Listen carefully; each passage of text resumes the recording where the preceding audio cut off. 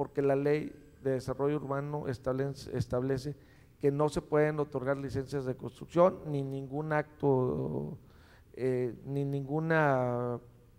acto de desarrollo urbano cuando está en la pendiente de en 45 grados.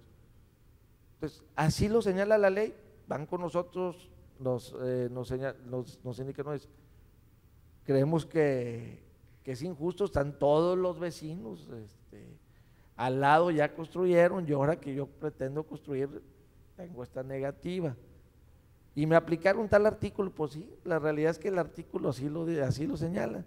¿Cómo lo resolvemos nosotros? Bueno, precisamente en aras de buscar el respeto de los derechos humanos, donde implica algunas cuestiones del derecho de propiedad, algunos principios, pues bueno, hacemos unas interpretaciones sistemáticas al mismo ordenamiento de derechos humanos y podemos en un momento establecer que haciendo una interpretación de la ley, en este caso, en el caso por ejemplo de los 45 grados, desde nuestro punto de vista lo que en realidad quiso decir la ley era que estaban prohibidos que los municipios a la hora de elaborar sus nuevos planes puedan otorgar factibilidades a los nuevos fraccionamientos que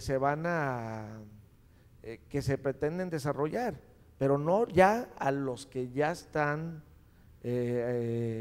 autorizados. Entonces, se hacen interpretaciones de manera lógica, sistemática, viendo los antecedentes anteriores a la ley, y nos dimos cuenta que en ese caso había un exceso en la norma o se estaba interpretando mal por las autoridades que la estaban aplicando. Entonces nosotros creemos que hay, en aras de los derechos humanos, podemos hacer una sentencia con una interpretación en este sentido, ¿no? Y en sí hay varios temas más donde hemos precisamente nosotros hecho este tipo de interpretaciones. No hemos desaplicado aún alguna norma. ¿Por qué? Porque por lo general las salidas están en la propia ley o están en la misma ley, nomás tomando una interpretación conforme y en los términos que nosotros estamos facultados para ello, porque también es otra de las cuestiones. Todos te piden ya el resultado final, oye, desaplícame la norma porque va en contra del tratado internacional tal y tal. Espérame, la misma norma nacional, la misma norma estatal te da la salida siempre y cuando salga una interpretación con las características que les he mencionado. Bueno, quise empezar con esta parte de mi intervención y pues bueno, quedo en espera de la otra oportunidad, de ahorita, de las siguientes oportunidades. Gracias.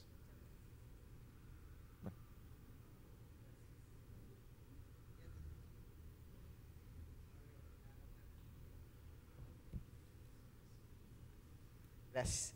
Bueno, pues muy buenas tardes. Les agradezco mucho, maestra Eloísa, que nos conocemos, amiga de toda la vida, magistrado. Me siento muy honrada de estar con usted, pues compartiendo este panel. Y gracias al Tecnológico por la invitación y de tomarme en cuenta.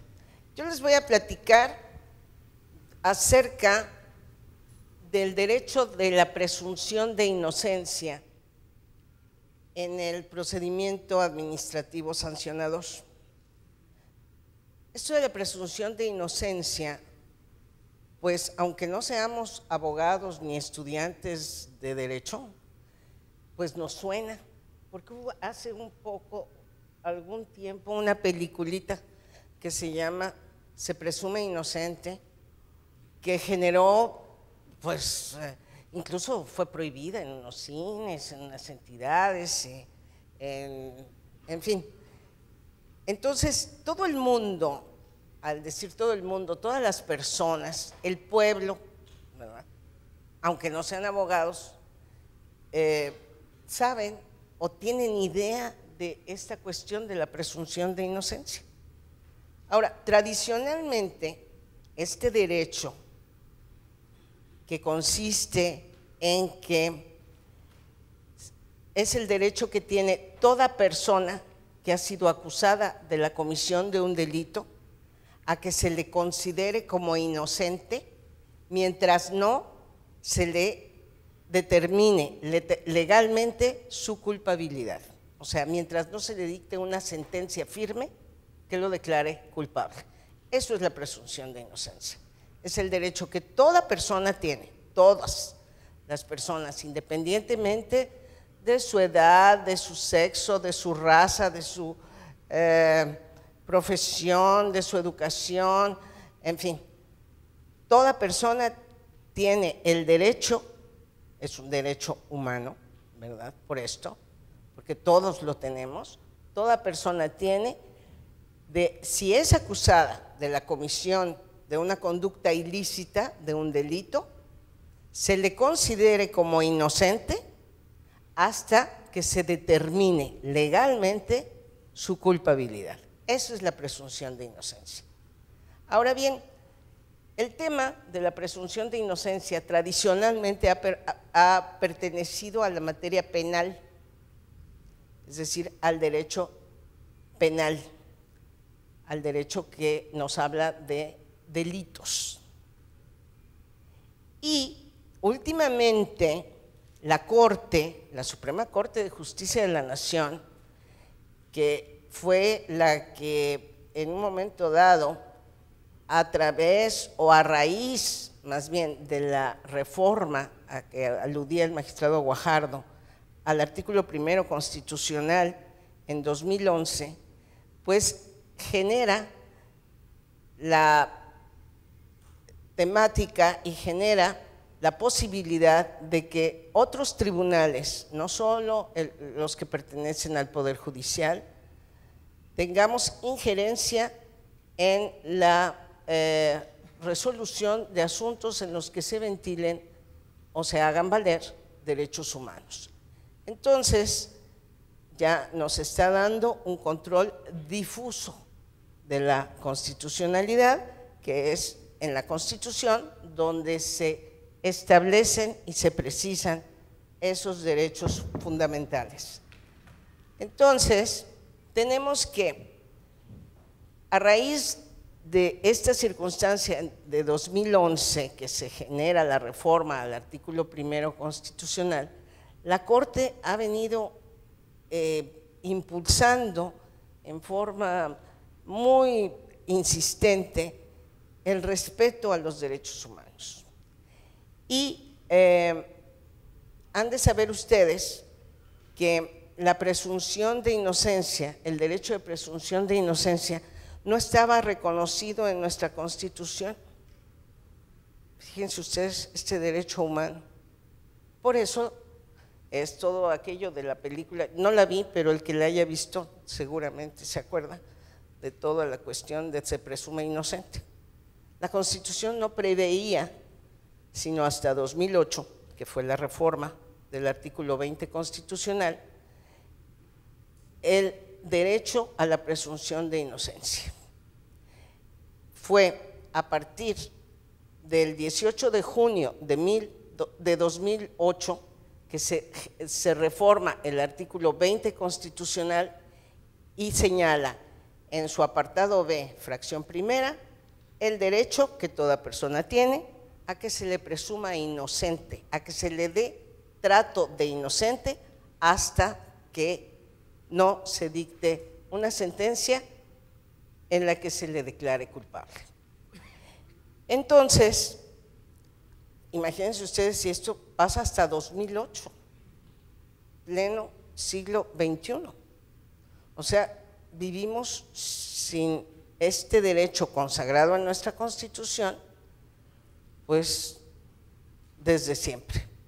O sea, desde 1917 que no estaba consagrado en la Constitución. Ahora bien, la Corte, justamente, la primera sala de la Corte, nos dice, bueno, el que no se haya consagrado expresamente en un artículo, esto no quiere decir que la Constitución no prevea ese derecho a la presunción de inocencia. Los artículos 14, 16, 19, 21 y 102 de la Constitución nos dan precisamente la pauta para señalar el debido proceso y el derecho acusatorio. Es decir, aunque no se hubiese establecido expresamente como lo hace el artículo ya reformado, que acabamos de comentar, esos artículos nos permiten derivar que sí se preveía la presunción de inocencia como parte del debido proceso. Esta tesis que están ustedes adivinando, porque creo que no se ve muy bien porque la letra no es muy grande, es la que emite la primera sala es una tesis aislada, ¿verdad? La primera sala de la Corte en 2012, es la tesis 1 del 2012 de la primera sala, cuya rubro es presunción de inocencia. El principio relativo está consignado expresamente en la Constitución Política de los Estados Unidos Mexicanos a partir de la reforma publicada en el Diario Oficial de la Federación el 18 de junio de 2008, ¿verdad? Pero dentro del texto de la tesis encontramos la alusión a los artículos constitucionales que les mencioné, 14, 16, 19, 21 y 102, que en un momento determinado, pues sí, hacen la derivación o el establecimiento implícito, no expreso, de la presunción de inocencia. Bueno, luego en 2011 viene la reforma del artículo primero constitucional y la Corte, les digo, toma un impulso muy grande y toma la bandera de los derechos humanos y se lanzan a la defensa de los derechos humanos y nos indican a todos los órganos jurisdiccionales y en general a todas las autoridades que debemos estar pues muy vigilantes de que los derechos humanos no sean violados en perjuicio de las personas. A raíz de esta situación y con la tesis que les acabo de mencionar, después en dos amparos, uno de la primera sala, amparos en revisión, uno de la primera sala y otro de la segunda sala, en 2012 surge una contradicción de tesis entre las dos salas de la Corte. Esta contradicción de tesis era porque una de las salas consideraba que la presunción de inocencia solo rige y es aplicable y es respetable en materia penal. Y la otra sala expresaba que, la segunda sala expresaba que la presunción de inocencia rige en todas las materias donde aparezca la potestad, el ejercicio de la potestad punitiva del Estado, la potestad sancionadora del Estado. Entonces, no nada más en materia penal, sino en todas aquellas materias donde encontremos al Estado ejerciendo su potestad de sanción. Y lógicamente, pues, ¿en qué materia el Estado ejerce potestad sancionatoria? Pues en la materia administrativa y en la materia fiscal, desde luego, aunque en la materia fiscal, pues, es donde pues existen las obligaciones que todo mexicano tenemos de contribuir al gasto público y entonces a través del pago de nuestras contribuciones, de nuestros impuestos, en fin, es que contribuimos. Entonces son obligaciones, o sea, el derecho fiscal tiene sus particularidades, pero en general, en todo el derecho administrativo, el Estado, ya sea el Estado federal, el Estado local, el municipio, en fin, el Estado, las autoridades que integran el Estado, ejercen su potestad sancionadora.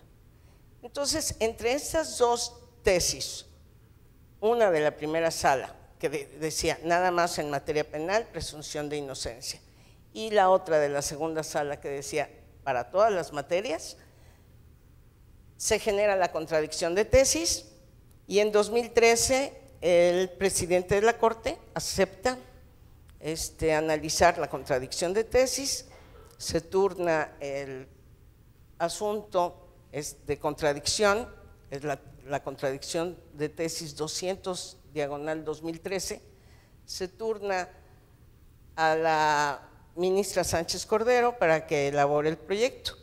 En 4 sesiones de enero de 2014 se lleva a cabo precisamente la discusión del proyecto presentado por la ministra Sánchez Cordero, en la que justamente señala que el principio de presunción de inocencia debe ser aplicado en todas las materias donde encontremos la actividad y la potestad punitiva del Estado. Y se dan una serie de razones para ello. ¿Por qué? En primer lugar, porque las autoridades administrativas muchas veces siguen procedimientos, ejercen sus facultades de comprobación, en el caso del derecho fiscal de fiscalización, y siguen procedimientos a través de visitas domiciliarias, a través de requerimientos de documentación o de información a los particulares, y pues siguen eso, un procedimiento administrativo que al final pues acaba sancionando al particular, porque con una multa, con una clausura, con pues la determinación de un crédito, ¿verdad?, con la inhabilitación en el caso de servidores públicos, hasta a veces por 20 años. La inhabilitación puede llegar incluso a 20 años, ¿verdad?, y independientemente de sanciones de tipo económico. Entonces, todos estos procedimientos, nos dice la ministra Sánchez Cordero en su proyecto que fue admitido y que sentó jurisprudencia, que es la jurisprudencia 43 de 2014, que es la que tienen en la imagen, y la pueden contemplar, nos dice, en todos estos procedimientos administrativos, el Estado ejerce su potestad sancionatoria. Entonces, tiene que respetarse el principio de presunción de inocencia. Es decir, no se puede sancionar al particular, al gobernado, sin antes haberle, es decir, a priori estamos prácticamente diciéndole que es culpable. No, tenemos que presumir que es inocente, darle la oportunidad de que ofrezca defensas, exhiba pruebas con objeto de que nos acredite que efectivamente es inocente. Y la propia autoridad administrativa que siguió ese procedimiento, o bien el tribunal, ya sea el Tribunal de Justicia Administrativa del Estado, o bien el Tribunal Federal de Justicia Fiscal y Administrativa, que es donde estamos nosotros y lo manejamos a nivel federal, determinemos si la autoridad actuó con apego a la ley o no actuó con apego a la ley, pero se le dé la oportunidad al particular de presentar defensas y no de demostrar su inocencia. No se tiene que demostrar, es decir, quien tiene que demostrar que es culpable es la autoridad. La carga de la prueba en materia penal, que es donde ha regido este principio siempre, corre a cargo del Ministerio Público.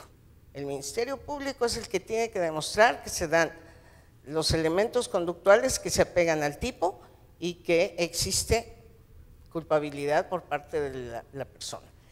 En materia administrativa lo mismo, que sea la autoridad la que demuestre que el sujeto, que la persona ha infringido la ley, ¿verdad? Ha cometido una infracción o ha omitido el pago de sus obligaciones. Entonces, nos dice esta tesis de jurisprudencia, que insisto es la 43 del 2014, nos señala, primero, hay similitud entre el procedimiento penal y el procedimiento administrativo. ¿Por qué? Porque en ambos vemos muy claramente el ejercicio de la potestad sancionadora del Estado. En segundo lugar, tenemos que las normas de la Constitución son generales y el hecho de que en un momento dado no se previese que la presunción de inocencia también alcanza al procedimiento administrativo sancionador en forma expresa, no quiere decir que los beneficios que otorga la Constitución en los diversos artículos que se refieren a derechos fundamentales deban de ser ignorados o no contemplados por parte de las autoridades administrativas. Esta tesis no fue aprobada por mayoría, es decir, no fue aprobada por unanimidad. Hubo ministros que se opusieron a ella, entre ellos el ministro Pérez Dayán, el ministro Luis María Aguilar, porque consideran que el derecho administrativo pues es un derecho con particularidades muy distintas al derecho penal y que por lo tanto no debe de considerarse la aplicación de esta presunción en materia administrativa. Con esta salvedad, la señora ministra dijo que se tomarán en cuenta y deberán de tomarse en cuenta ciertas modulaciones específicas del derecho administrativo para la aplicación por parte de los tribunales y de los jueces del principio de presunción de inocencia.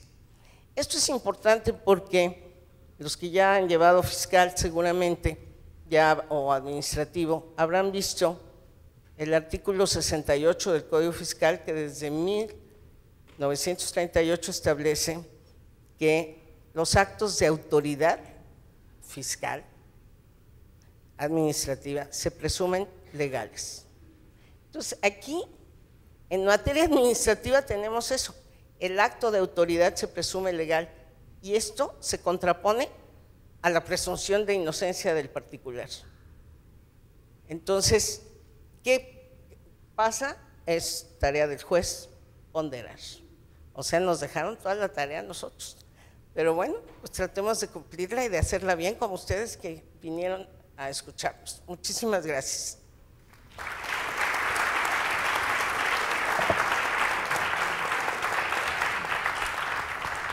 Bueno, muchas felicidades a ambos. Muchas gracias por todas sus aportaciones. Yo quisiera tener un momento para retomar algunos puntos y hacer algunos cuestionamientos que me gustaría que nos pudieran ustedes precisar. Si no le importa, empezaré también con usted, magistrado Guajardo. Muy bien. Permítame, tomé algunas notitas y déjeme ver qué nos puede aportar. El pasado mes de julio, en el periódico Universal, se publicó un artículo sobre la gira del presidente Enrique Peña Nieto en nuestra ciudad, bueno, en nuestro estado. Y en él se abordó una intención gubernamental que nombraron una radiografía sobre el crecimiento urbano. Se indicó, estaba el secretario de la SEDATU y el presidente. Indicando que deberían de establecerse parámetros para el desarrollo adecuado urbano y mantener reservas territoriales, enfocar los esfuerzos en donde se debe crecer e indicó que tales reservas no deben implicar frenar el desarrollo, la inyección de capital o el empleo, temas que deben de ser abordados a la hora de una planificación. Yo quisiera preguntarle, desde su experiencia en la función jurisdiccional, ¿cuáles serían las principales y más comunes tensiones que pueden surgir o generarse entre los programas gubernamentales y sus resoluciones y su ejecución, disculpe, su ejecución en esta ecuación de derechos personales con derechos colectivos? No sé qué nos podría comentar a este respecto. Es un tema muy importante, muy vasto. En materia de desarrollo urbano y de asentamientos humanos, existen las facultades concurrentes, la participación